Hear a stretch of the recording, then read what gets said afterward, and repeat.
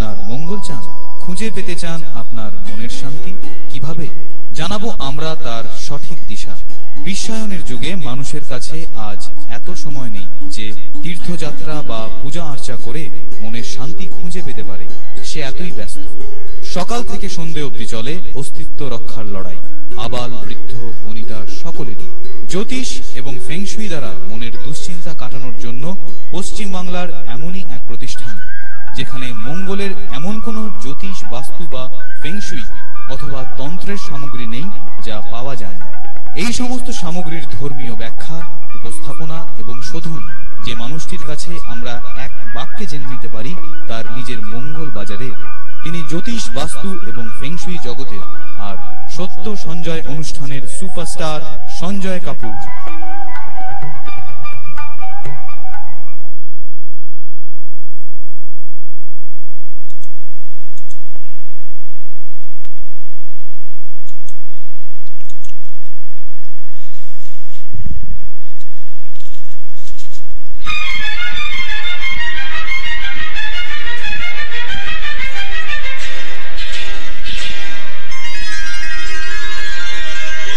शेरों वाली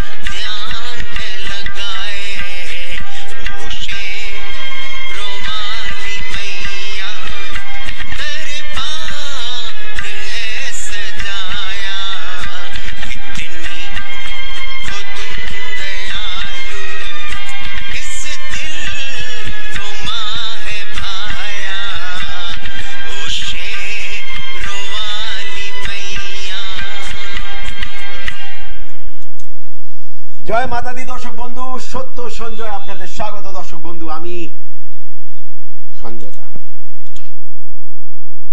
तो जब दो लाइन इस भजन में ऐसे थे कि मेरे भी दिल को छू गए। तो गाऊं गीत मैं तेरे और एक मेरे दिल को तूने चुराया। ये दोनों মানে গা হাত পায়ে কাঁটা উঠে যায়। মানে এই যখন এই লাইনটা আমি গেয়েছি, ऐसा मेरा अनुभव है, এটাই আমার হয়তো ধারণা যে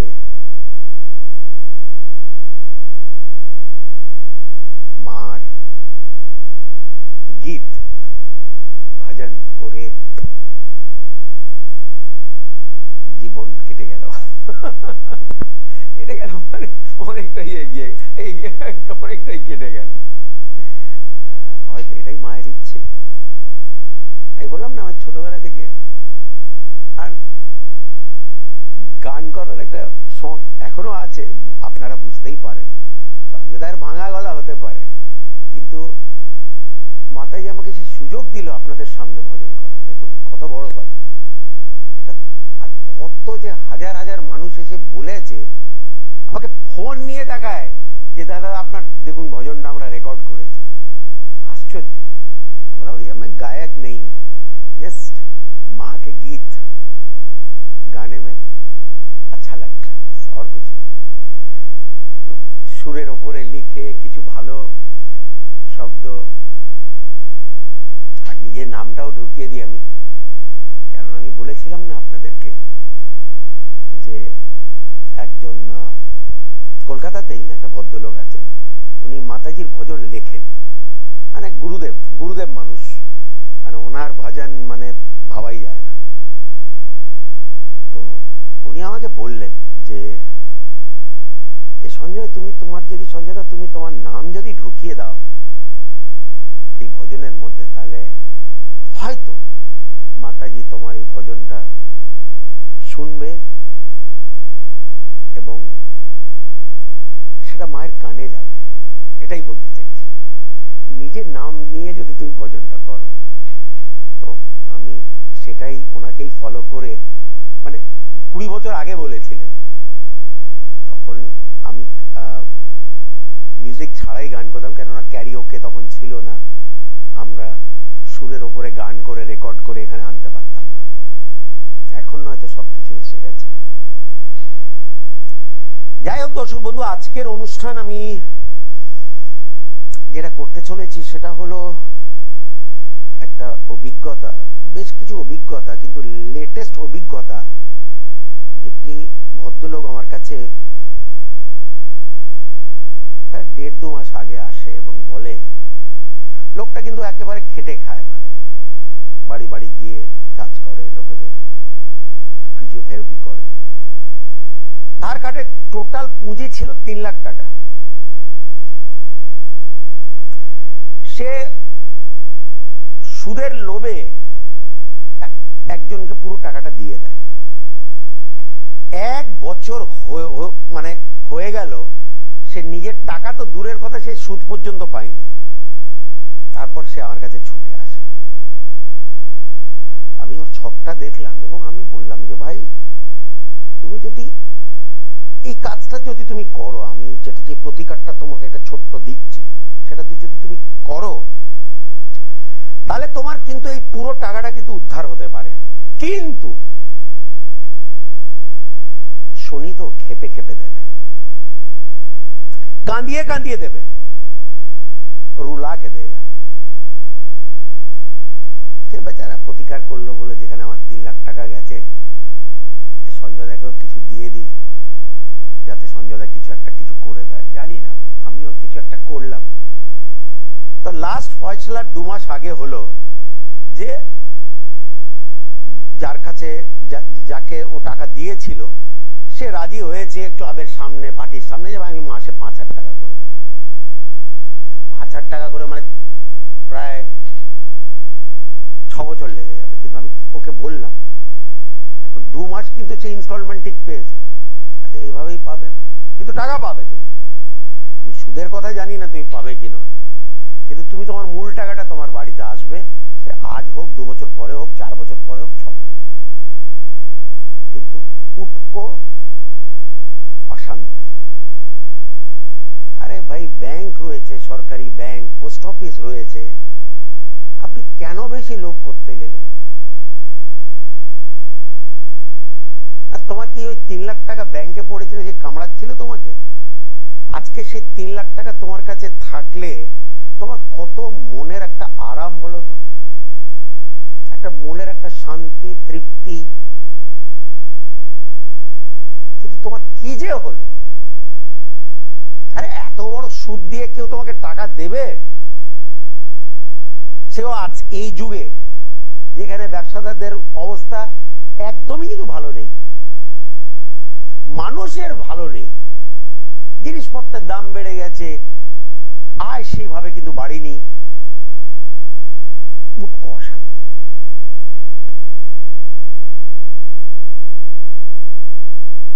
মানুষ একটা ভালো চাকরি করত, মাইনে কম কিন্তু করত, হঠাৎ করে কোন একটা কোম্পানি থেকে সে একটা বিশাল একটা সুযোগ পেয়ে যায়, সে চলে গেছে। 8 মাস থেকে 9 মাস পরে সে আমার কাছে ছুটে আসে, সঞ্জয়, আচ্ছা তোমার তো চাকরি নিয়ে এখন টানাটানি। বলে হ্যাঁ দাদা, কোম্পানির মালিক বলছে আমরা কোম্পানিটা তুলে দেবো, এত বড় কোম্পানি, মানে এই ডিপার্টমেন্টটাই আমরা বন্ধ করে দেবো, সেরকম একটা ব্যাপার। এর আগে তো তুমি চাকরি করছিলে। বলে হ্যাঁ দাদা, মাইনে কম ছিল কিন্তু শান্তি ছিল, এখন আমি কোথায় যাব বলুন? আমি কি আবার সেই কোম্পানিতে ফিরে যেতে পারি না? আচ্ছা ভাই, সেটা আমি জানি না ভাই তুমি ফিরে যেতে পারো কি নয়, কিন্তু যাতে তুমি আর একটা চাকরি পেয়ে যাও তার হয়তো আমি একটা ব্যবস্থা করে দেবো, কেননা এই চাকরি তোমার থাকবে না।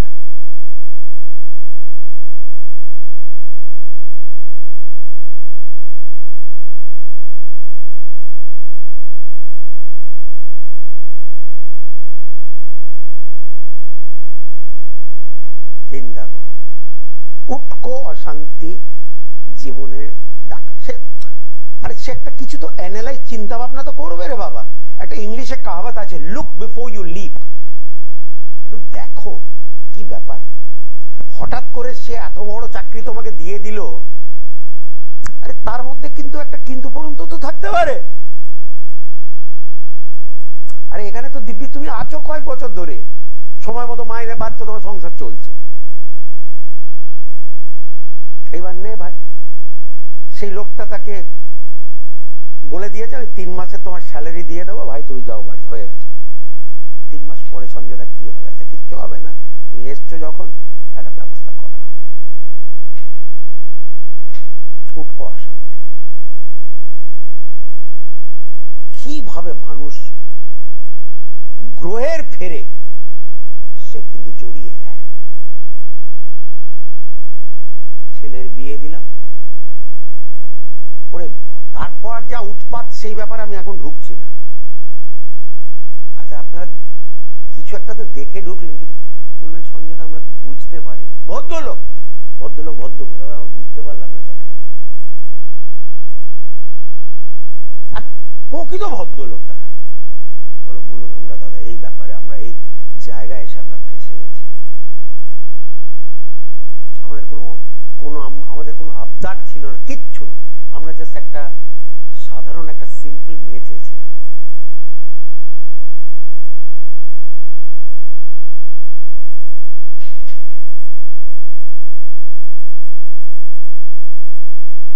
আরে ভাই ছানবিন করনি কেন? আরে ছানবিন করার তো অনেক জায়গায় অনেক ভঙ্গি আছে। আপনি একটা জ্যোতিষের কাছে গিয়েও আপনি দেখাতে পারেন যে আমার ছেলের বিয়ে আমি দিচ্ছি, ওর বিবাহিত জীবন কেমন যাবে, বা মেয়ের ছক, জটক বিচার, আরে অনেক কিছু আছে ভাই, অনেকরা আছে যারা মেনে চলে।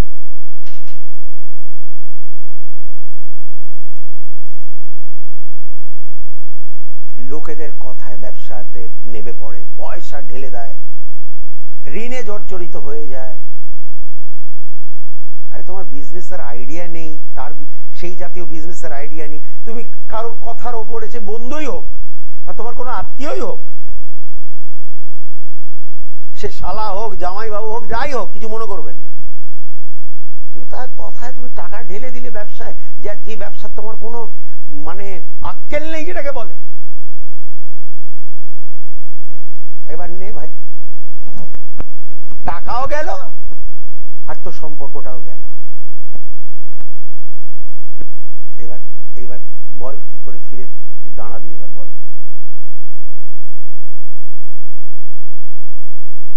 बोलते उठको अशांति, एक कहावत ही है, जहां होता है प्यार वहां मत करो व्यापार, और जहां होता है व्यापार वहां मत करो प्यार। बहुत बड़ा बात है भाई। তুমি বন্ধুর সঙ্গে, তুমি আত্মীয়দের সঙ্গে তুমি ব্যবসায় নেমেছো, আরে ও তো প্যার কা রিশতা है, ওখানে ব্যাপার না করো। আর যেখানে ব্যাপার আছে ওখানে খুব বেশি মেলামেশার কোনো প্রয়োজন নেই, কাজের সূত্রে ঠিক আছে।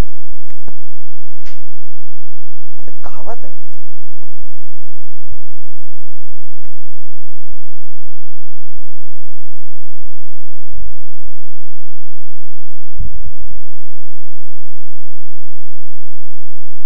प्यार मान लिया भैया अंधा है, अच्छे अच्छे लोग अंधे हो जाते हैं।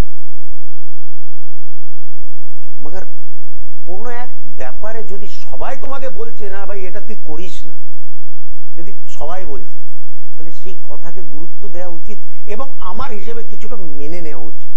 क्यों? क्योंकि ये भी एक कहावत है कि दुनिया की आवाज जो है वो खुदा की आवाज है। যখন সবাই, खुदा को तो किसी ने देखा नहीं, সবাই যখন একটা কথা বলছে, তোকে নিষেধ করছে যে ভাই এটা করিস না, এটা তুই আঘাত পেতে বাধ্য, আমি কাউকে খারাপ বলছি না, কিন্তু একটা ব্যাপার আছে তো, যেটা একটা থার্ড পার্সন দেখতে পারে, সে একটা প্রেমিক বা প্রেমিকা সেই মুহূর্তে দেখতে পারে না, যেহেতু প্রেম অন্ধ। तो कोई अगर आपको भैया बोल रहा है, 10 आदमी आपको बोल रहा है भैया करिस ना,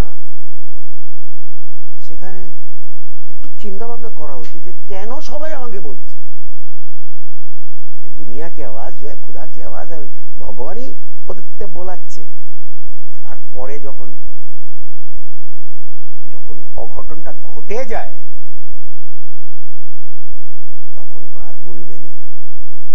প্রেমিক প্রেমিকাদের যখন মন ভেঙে যায় তখন কি যে তাদের জীবনে, তাদের মনে, বাপরে বাপ, সেটা আমি দেখেছি।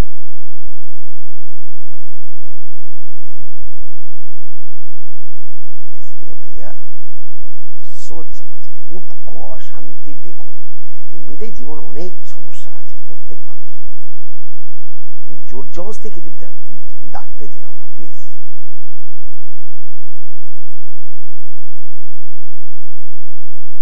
বাড়ি কিনবেন চিন্তা ভাবনা করে, দেখবেন সে কি ধরনের প্রমোটার, কে আছে, বাড়ি কিনবো কি কিনবো না। লোকেরা এসে বলে দাদা পরে জানতে পারলাম এই বাড়ির কোনো রেজিস্ট্রি হবে না। একটা ছোট কথা, অনেক ধরনের এই ধরনের গল্প আমার কাছে চলে আসে। টাকা দিয়ে রেখেছে, বাড়িটা কমপ্লিট হয়নি।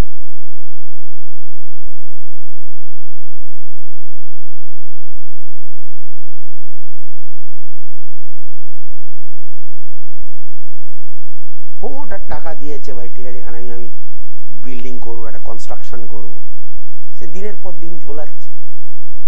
মানুষ একটা আশায় বেচারা বসে আছে, দাদা আমার বাড়ির অবস্থা খুব খারাপ, আমি থাকতে পারছি না, যার জন্য আমি এই সিদ্ধান্তটা নিলাম।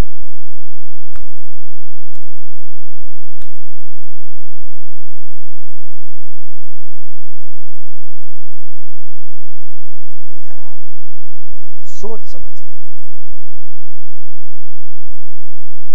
চিন্তা ভাবনা করতে সময় লাগে না, খুব বেশি সময় নষ্ট হবে না। মানুষ 3টে গুরুজনকে জিজ্ঞেস করতে পারে কি আছে, দাদা আপনি বলুন, আপনি বললে তাহলে করবো। আমাকে কত লোক এসে বলে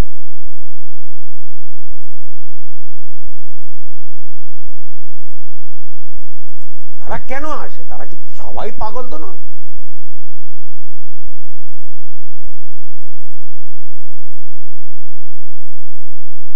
আর আমার কাছে লোকেরা একটা মোটর সাইকেল কিনবে, একটা গাড়ি কিনবে, তা এসে জিজ্ঞেস করে দাদা ঠিক আছে তো, কিনলে কোনো খোঁজা আছে না? মানে যদি দেখি না, যদি দেখছি ভাই ছকের মধ্যে একটা ফাড়া আছে, ঠিক আছে ভাই তুমি চালাও, ঠিক আছে, কিন্তু একটা রক্ষা কবচ নিয়ে চলো ভাই। হাতে ছাতা থাকলে তুমি বাঁচবে ভাই, তুমি বাঁচতে পারো।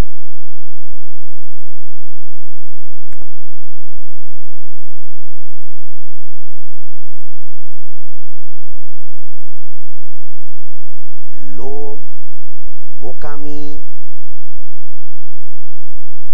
অজ্ঞানতা, আমি বলছি না যে সবাই মানুষ গ্রহ তাকে করে দেয়, গ্রহ।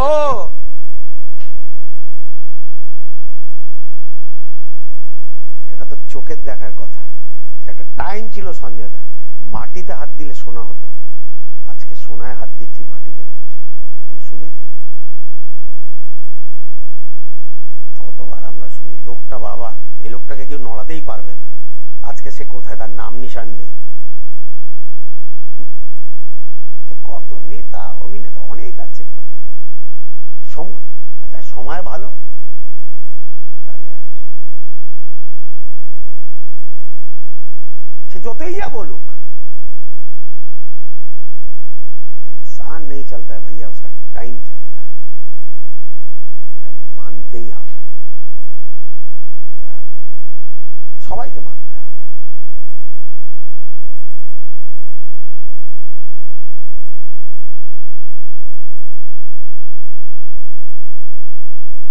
তাহলে ভাই যদি নিজের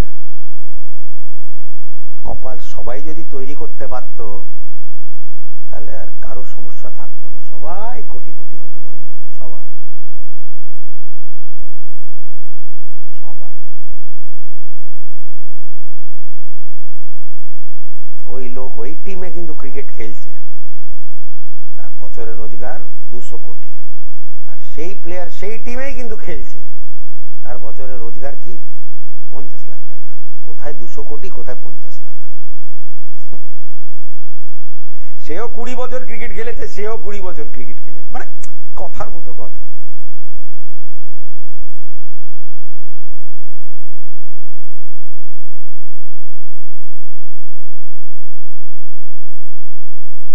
অনেক ভাই, राजा महाराजा डूब जाता है भैया, राजा महाराजा का रियासत जो है वो बिक जाता है। আমরা কি, আমরা কিছুই না, এটাই বাস লক্ষ্য করা দরকার যে ভাই আমার সময় যাতে একটু জাস্ট একটু সচ্ছল ভাবে যাতে আমার জীবনটা চলতে পারে। এটা এটা এটা আমার কথা, আমি জানি না কার কি কথা বলে।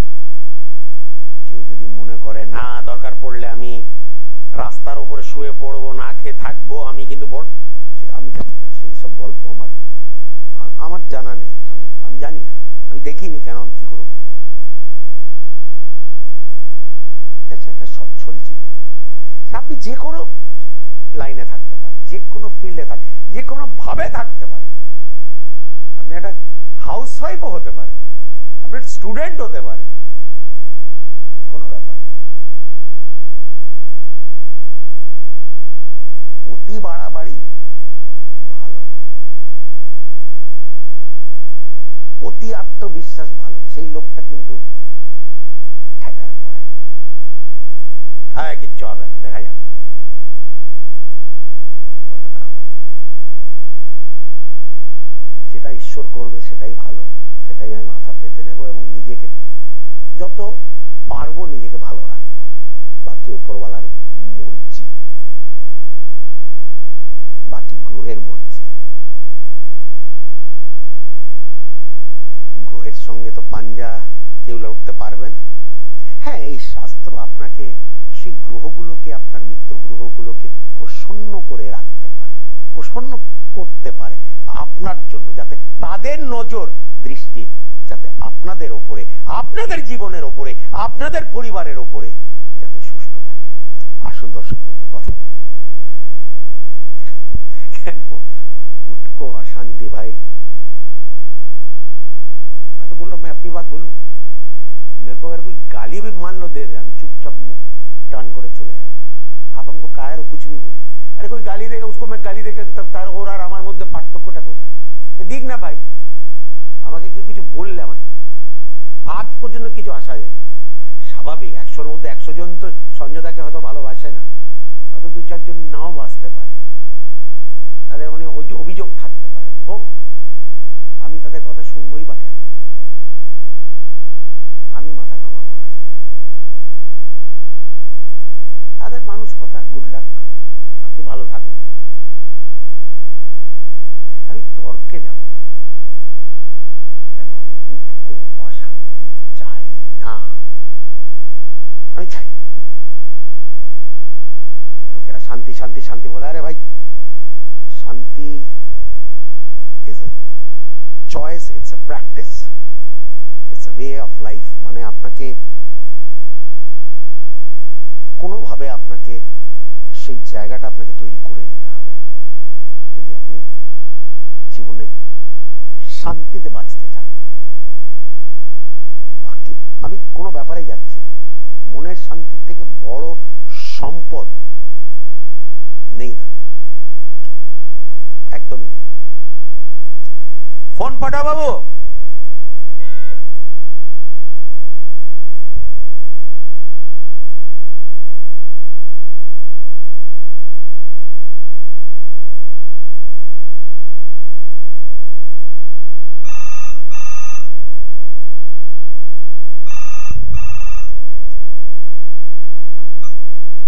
জয় মাতা দি। জয় মাতা দি। কে বলছো এবং কোথা থেকে বলছো? হাওড়া থেকে বলছিলাম। কি নাম? হাওড়া থেকে বলছিলাম, মৌ নস্কর। মৌ, ঠিক আছে মৌ, তুমি নিজের সম্বন্ধে জানবে বাবু? না, আমার ভাইয়ের সম্পর্কে। ভাইয়ের নাম কি বাবু?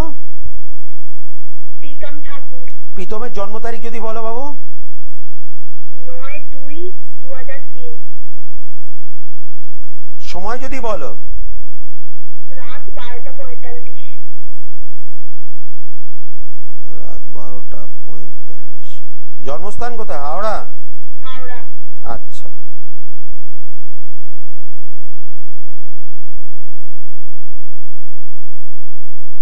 ভাইয়ের বৃশ্চিক লগ্ন এবং এবং এবং এবং তার মেষ রাশি, বৃশ্চিক লগ্ন, মেষ রাশি, বৃশ্চিক লগ্ন। ছেলের বয়স 2003, প্রায় 20 বছর হতে চলেছে। ছেলের লেখাপড়া কি খুব একটা মনের মতো আশামূলক হচ্ছে নাকি? পড়াশোনা করছে, মোটামুটি পড়াশোনা ঠিক আছে। এখন কোন ক্লাসে পড়ছে? মানে ফার্স্ট ইয়ারে পড়ছে এখন? হ্যাঁ, এই গ্রাজুয়েশন কমপ্লিট হবে, এখনো হয়নি।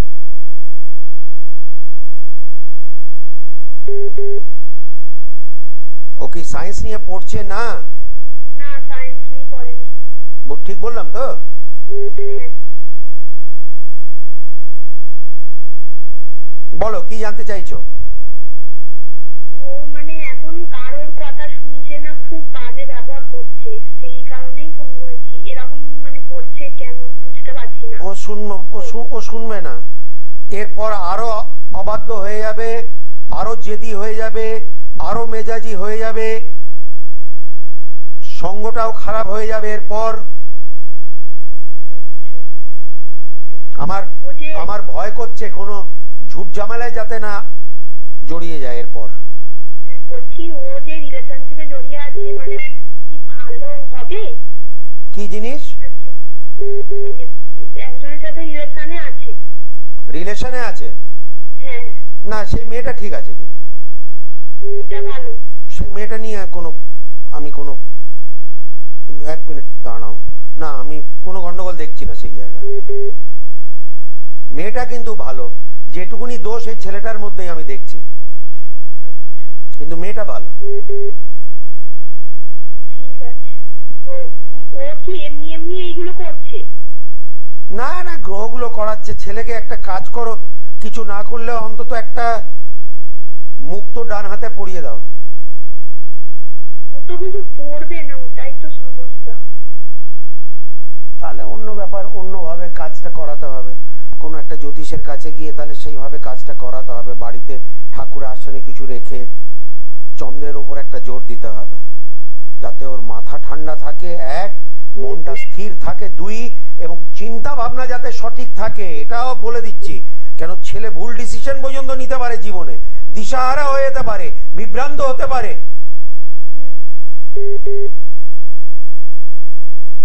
ঠিক আছে।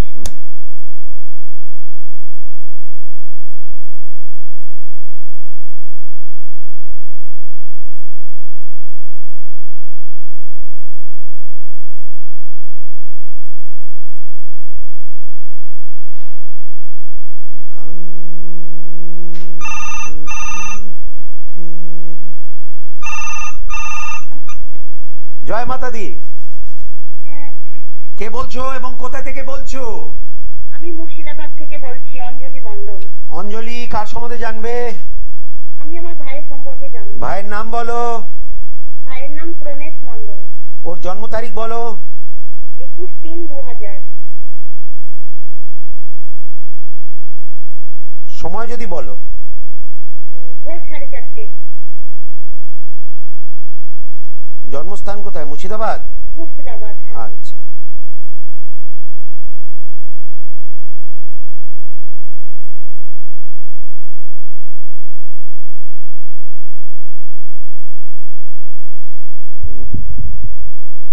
কুম্ভ লগ্ন এবং কন্যা রাশি, কুম্ভ লগ্ন কন্যা রাশি।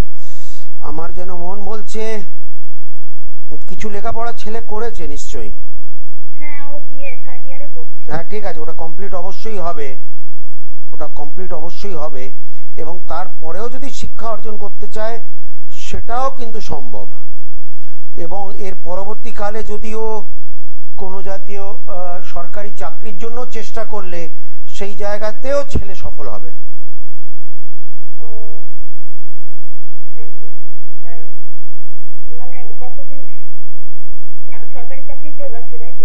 100 বার, ম্যাক্সিমাম 3 বছর লাগতে পারে। 3 বছরের মধ্যে আশা করি যদিও পরীক্ষা দেয় তাহলে সেই পরীক্ষাগুলো ক্র্যাক করবে সে।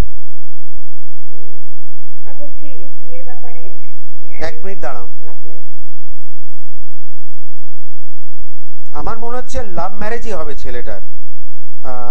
এবং একটা ভালো খবর যে বিয়েটাও ভালো হবে এবং দাম্পত্য জীবনও সুখময়। ওর এমনি কোনো ভালো আছে, খারাপ নয়, ছকটা ভালো, তোমরা নিজে দেখতে পাচ্ছ। ছেলে কিন্তু তোমার ভাই কিন্তু ভালো ভালো লোক, হ্যাঁ কি না? হ্যাঁ, হ্যাঁ, ও খুব ভালো মনের মানুষ। বাস বাস বাস বাস, দেখো আমি জানি না, আমি বললাম না, একদম চিন্তা করো না ছেলেকে নিয়ে, ঠাকুরের কৃপাও আছে ছেলের ওপরে। বলছি ওর কোনো দোষ টোষ নেই তো? সে দোষ একটাই আছে যে ওর শরীর স্বাস্থ্য নিয়ে একটু গন্ডগোল এবং একটা ফাড়া আছে, ছোট্ট একটা ফাড়া আছে, বাস এইটুকুনি। এই জায়গাগুলো যদি ওর শারীরিক গার্ড এবং এই যে ফাড়ার গার্ড যদি একটা দিয়ে দিতে পারলে আর কিছুই লাগবে না।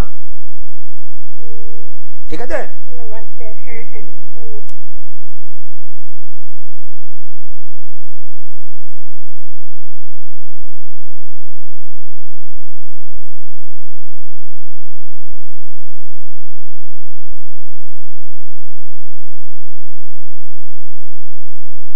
সঞ্জয় দাকে সবাই জানে, কোথায় কোথায় পাওয়া যায়। উত্তর কলকাতা, দক্ষিণ কলকাতা, মধ্য কলকাতাতে নিজস্ব চেম্বারে পাওয়া যায়। সপ্তাহে 7 দিনই কোনো না কোনো চেম্বারে পাওয়া যায়।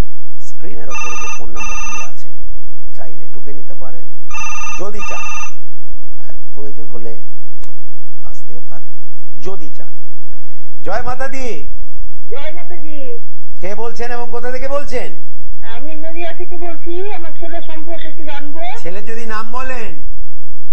ছেলের নাম দেবাদিত্য দে। আচ্ছা, দেবাদিত্য। দেবাদিত্য। জন্ম তারিখ কি? জন্ম তারিখ 1990, 24শে ফেব্রুয়ারি।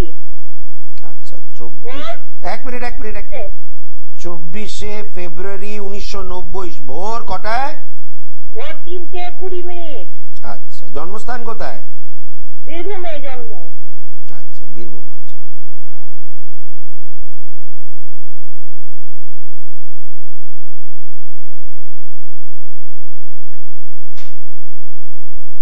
বয়স এখন 34 বছর বয়স, 34 বছর বয়স।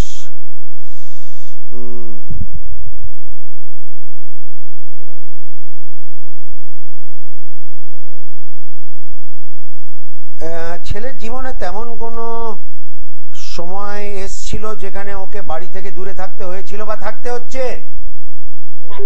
পড়াশোনা করতো বাইরে। বাইরে পড়াশোনা করতো, ঠিক আছে। আমার মনে হয় না আজকে ডেটে ছেলে কোনো সরকারি সংস্থার সঙ্গে যুক্ত। না, সরকারি চাকরি পাইনি। ব্যবসা, কি ব্যবসা করবে একটু বলুন, আর বিয়েটার সম্পর্কে একটু বলুন। বিয়ে হবে কিন্তু এই বছর, এই ইংরেজি বছরে হবে না, সামনে বছরে হবে। সামনে বছর মানে 25? হ্যাঁ, 2025-এ বিয়ে হবে, তার আগে বিয়ে হবে না, কোনো চান্সই নেই। আর দ্বিতীয় কথা হলো যে কিসের ব্যবসা করলে একটু উন্নতি হবে দেখুন। কিসের ব্যবসা করলে, দাঁড়ান একটু।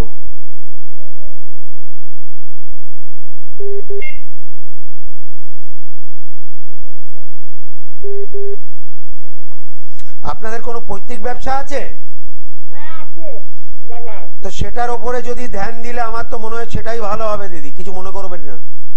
হ্যাঁ হ্যাঁ হ্যাঁ সেটার উপরেই জোর দিতে হবে।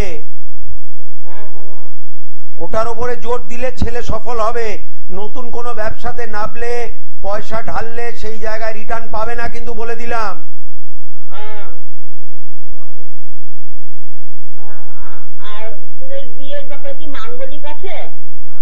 মাঙ্গলিক আছে, সেই জায়গাটা যদি একটা যদি মাঙ্গলিক পাত্রী যদি পেয়ে যান তাহলে তো কোনো ভয় নেই, কিন্তু যদি না পান তাহলে ওর ব্রহ্মদোষের যে কুপ্রভাবগুলো তার স্ত্রীর ওপরে যাতে না পড়ে তার একটা ছোট্ট ব্যবস্থা পরবর্তীকালে করিয়ে নেবেন। কিভাবে করবো সেটা একটু বলুন তাহলে। না, কিভাবে করব সেটা তো আমি এখন টিভি পর্দায় বলতে পারবো না দিদি। আপনাকে একটা ভালো আসবেন তাহলে আপনার কাছে যদি গিয়ে করতে হয়। হ্যাঁ, সেটা আপনি যোগাযোগও করতে পারেন, ডাইরেক্ট যোগাযোগও করতে পারেন। ফোনের উপরে আপনাদের বীরভূম জেলা পর্যন্ত সেই সামগ্রীও পাঠিয়ে দেবো। কেননা ছেলে কিন্তু কড়া মাঙ্গলিক, ও লগ্নে মঙ্গল বসে আছে এবং চন্দ্র থেকেও দ্বাদশ, অর্থাৎ ডবল মাঙ্গলিক, যার জন্য ছেলের বিয়েও 34 বছর হয়ে গেল। এটা কিন্তু একটা অস্বাভাবিক বয়স, হ্যাঁ কি না? না, বিয়ে হবে, বিয়ে আপনি নিশ্চিন্ত থাকুন। আমি বললাম 24-এ হবে না, 25-এ হবে। 25-এ ঠিক আছে। জাতের মেয়ে পাবো নাকি অন্য মেয়ে? হ্যাঁ বলুন। জাতের মেয়ে পাওয়া যাবে না, সরকারি চাকরি কোনো যোগ নেই, কোনো চান্স নেই। কেননা অনেকবার চেষ্টা করেছে, এক থেকে অধিকবার, কিন্তু কোনোদিনই হয়নি। হ্যাঁ হ্যাঁ, অনেক চেষ্টা করেছে। না না, কোনো চান্স নেই। আমার মন বলছে পৈতৃক ব্যবসা। না, আমি কি করে জানি যে পৈতৃক ব্যবসা আছে? আমি তো জানি না সেটা।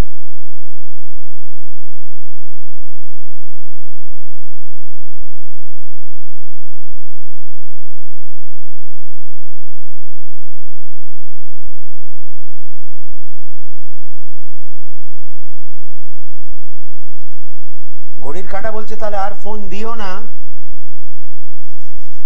তো সঞ্জয়দাকে উত্তর কলকাতা দমদম স্টেশনের কাছে, হনুমান মন্দিরের পাশে, সপ্তাহে 2 দিন, মঙ্গল শনি, দেশপ্রিয় পার্ক মোড়ে যেখানে বড় দুর্গা ঠাকুর পুজো হয়েছিল, সপ্তাহে 5 দিন ওখানেও পাওয়া যায়। আর পরিবহন অফিসের উল্টো দিকে হাওড়া স্টেশন থেকে যারা আসছে, হাওড়া থেকে এখন পাতাল রেলে মাত্র 56 সেকেন্ডে আপনি পৌঁছে যাবেন মহাকরণ স্টেশন, এবং সেই মহাকরণ স্টেশন থেকে মাত্র 1 মিনিটের হাঁটা পরিবহন অফিস, তার বিপরীত দিকে সঞ্জয়দার চেম্বার। সপ্তাহে 4 দিন ওখানে বসে, যদি ইচ্ছে থাকে ফোন করে জেনে নিতে পারেন। আমি জাস্ট পাতাল রেলটা হয়েছে বলে বললাম, আগে ছিল না, লোকেদের বাসে আসতে হতো। এখন পাতাল রেলে 56 সেকেন্ডে আপনি আমার চেম্বারে থেকে 1 মিনিটের মাথায় নেমে যাবেন। তো যেটা বললাম অনুষ্ঠানে, আমরা চাই শান্তি, এবং উটকো অশান্তি থেকে বেশিরভাগ আমরা কিন্তু মুক্তি পেতে চাই। আর আমরা সেগুলো সত্যি আমরা চাই না, সেগুলো একদমই আমরা চাই না। আরে ভাই, জীवन बुद्धि से कटे तो इससे बढ़ के और कुछ भी नहीं है। तो जो भजन मैंने पहले गाया था उसका एक लाइन तो गाने दीजिए कम से कम। ओ शेरों वाली मैया दरबार है सजाया, कितनी हो तुम दयालु, मां संजय को है भाया। ओ शेरों वाली मैया। जय माता दी। আপনার মঙ্গল চান, খুঁজে পেতে চান আপনার মনের শান্তি কিভাবে? জানাবো আমরা তার সঠিক দিশা।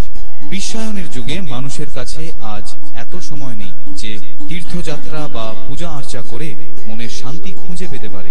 সে এতই ব্যস্ত। সকাল থেকে সন্ধে অবধি চলে অস্তিত্ব রক্ষার লড়াই, আবাল বৃদ্ধ বনিতা সকলেরই। জ্যোতিষ এবং ফেংশুই দ্বারা মনের দুশ্চিন্তা কাটানোর জন্য পশ্চিম বাংলার এমনই এক প্রতিষ্ঠান যেখানে মঙ্গলের এমন কোন জ্যোতিষ, বাস্তু বা ফেংশুই অথবা তন্ত্রের সামগ্রী নেই যা পাওয়া যায় না। এই সমস্ত সামগ্রীর ধর্মীয় ব্যাখ্যা, উপস্থাপনা এবং শোধন যে মানুষটির কাছে আমরা এক বাক্যে জেনে নিতে পারি তার নিজের মঙ্গল বাজারে